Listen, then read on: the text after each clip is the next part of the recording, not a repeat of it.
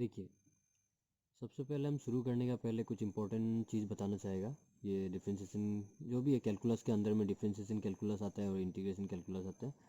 तो सबसे पहले आपको ये पेज में फॉर्मूलाज जो दिख रहा है आपको सबसे पहले ये याद होना चाहिए। ठीक है, तो ही हम लोग इजीली मतलब डिफरेंशिएशन और इंटीग्रेशन को सॉल्व कर सकते हैं। अगर आपके पास ये सब फॉर्मूलाज और इसका कॉन्सेप्ट है तो ज़्यादा बेटर रहता है समझने के लिए भी। तो आप इस चीज़ को हम पहले थोड़ा टाइम के लिए एक्सप्लेन करके रखते हैं, टाइम ज़्यादा नहीं लेगा बोल के पहले लिख लिया। तो आप इसको देख सकते हैं। सबसे पहले देखिए D C upon D X is equal to zero. इसका मतलब है सी मतलब एनी आर्बिट्री कांस्टेंट नंबर। ठीक है, कोई भी कांस्टेंट नंबर सी रिप्रेजेंट कर रहा है।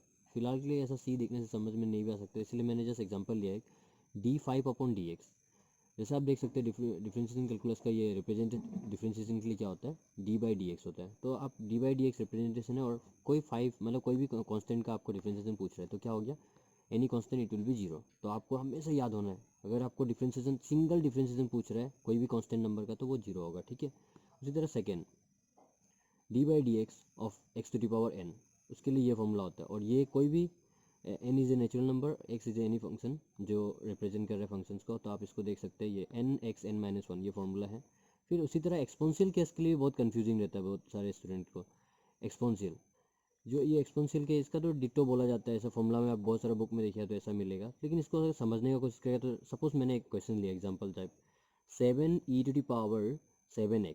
तो इसका मतलब क्या होता है अगर कोई फंक्शन के साथ में कुछ कांस्टेंट है तो वो आउट हो जाएगा। मतलब मान लीजिए ये 7 अब इस फंक्शन का आपको सॉल्व करना था डिफरेंशिएशन ऑफ किसका e⁻⁷x का। तो हो क्या रहा है देखिए कॉन्सेप्ट के हिसाब से क्या बोलते हैं ये जो फंक्शन में जो भी कांस्टेंट रहेगा ये पावर में वो आगे आ जाएगा। ठीक है, 7 और डिट्टो सेम चीज़ को रखिए आप एक्सपोनेंशियल केस के लिए, क्योंकि फॉर्मूला क्या बोलता है कि जो भी यहाँ है वो एग्जैक्ट होना चाहिए। तो उसी तरह e⁻⁷x यहाँ पे आ गया और कोई भी कांस्टेंट है ये आगे आ जाएगा। ये इजीली मतलब हम बताने समझाने के लिए बता रहे हैं। ऐसे तो ये चेन रूल से होता है, इसका प्रूफ आगे चल के हम लोग देखेगा। ठीक है, चेन रूल अगर आपको कभी कभी ऐसा होता है हाँ एक्सपोनेंशियल हो गया और ट्रिग्नोमेट्री केस हो ये सब हम लोग को कुछ भी बड़ा सा क्वेश्चन जब हम लोग डिफरेंशिएशन सॉल्व करते हैं तो बहुत ज़्यादा मिलता है। तो इसीलिए ये कॉन्सेप्ट आप लेके चलिए। चेन रूल से तो इसका प्रूफ मिल ही जाएगा, लेकिन अगर आपको टाइम मतलब ये जल्दी से सॉल्व करने कुछ एग्जाम हॉल में अच्छा से तो ये आपको कॉन्सेप्ट याद होना चाहिए। याद रखिए ठीक है, ये 7 जो भी 7 ये इधर आ जाता तो ठीक है। ये क्वेश्चन से अगर अच्छे से नहीं समझा तो और एक एग्जाम्पल दे रहा है। ठीक है, सपोज मैंने एक एग्जांपल लिया e⁻³ x। ठीक है, पावर में ये है।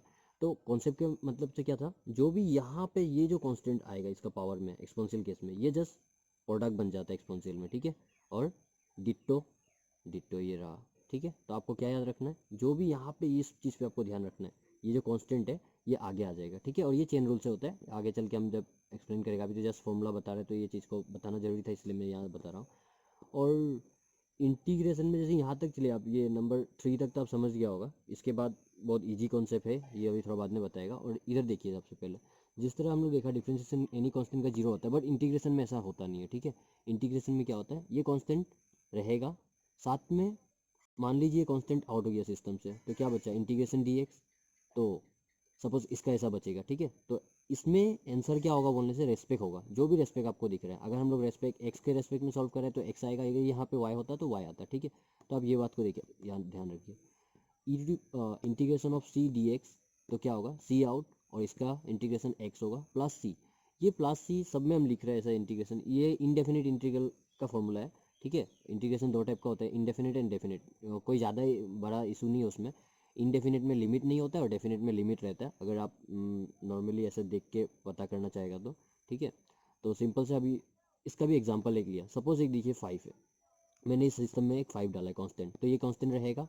और मान लीजिए ये कांस्टेंट आउट हो रहा है, ऐसा 5 बाहर है, तो क्या मिलेगा आपको इंटीग्रेशन ऑफ डी एक्स का एक्स मिलेगा, ऊपर में आपको दिख रहा है। तो आपको ये चीज़ याद रखना है। ठीक है, उसी तरह X to the power N का फॉर्मूला क्या होता है एक्स ये n+1। तो ये तीन चीज़ आपको याद रहना है। ठीक है, और सेम चीज़ एक्सपोनेंशियल केस में यहाँ क्या हो रहा था एक्सपोनेंशियल सेम, तो इंटीग्रेशन में भी सेम रहता है। ठीक है, लेकिन डिफरेंस क्या है ऐसे फॉर्मूला अकॉर्डिंग टू फॉर्मूला देखिए तो आपको सेम दिखेगा, बट आप एग्जांपल पे अच्छे से समझ सकते हैं। यहाँ पे जो भी कांस्टेंट रहता है ठीक है वो क्या होता है प्रोडक्ट होता है, और यहाँ पे जो भी ऐसा कांस्टेंट दिखता है डिवाइड में चला जाता है। Only difference will be this much.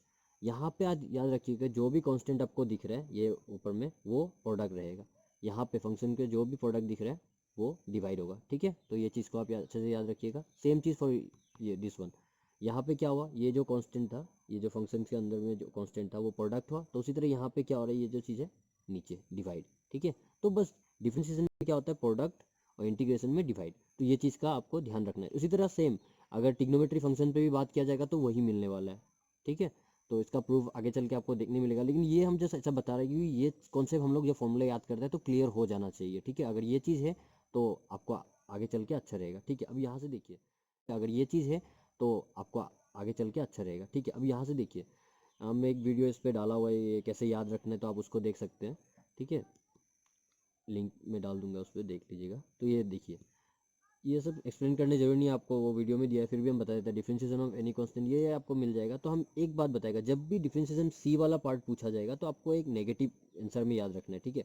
और जस्ट अपोजिट फॉर दिस, यहाँ पे क्या हो रहा है, जितना भी आंसर दिख रहा है इंटीग्रेशन में जस्ट उल्टा होगा। ये जो आंसर है देखिए, एक दो एग्जांपल समझा देता है। जैसे ये है आंसर, हम एक लाइन बोलते हैं आपको, answer become question, question become answer, symbol remaining same, ऐसा याद रख सकते हैं। या तो फिर सिंबल के लिए आप यहाँ पे जैसे बोला था, सी जब भी पूछा जाए, जैसे सी वाला टर्म जब भी पूछा जाए तो आंसर क्या होता है, नेगेटिव। तो उसी तरह इंटीग्रेशन में क्या होगा, जब भी सी आएगा आंसर में, ठीक है।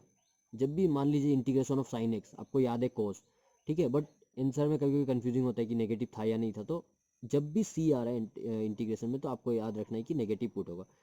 डिफरेंशिएशन में सी जब क्वेश्चन में रहेगा तो नेगेटिव, इंटीग्रेशन में जब आंसर में सी आएगा, सी वाला पार्ट, तो नेगेटिव, ठीक है। इस चीज़ पे आपको कंफ्यूज नहीं होना, और ये एक लॉजिक वैसे है, मैंने पकड़ के रखा है तो बता रहा हूँ, ठीक है। तो आपको इसको पकड़ना है।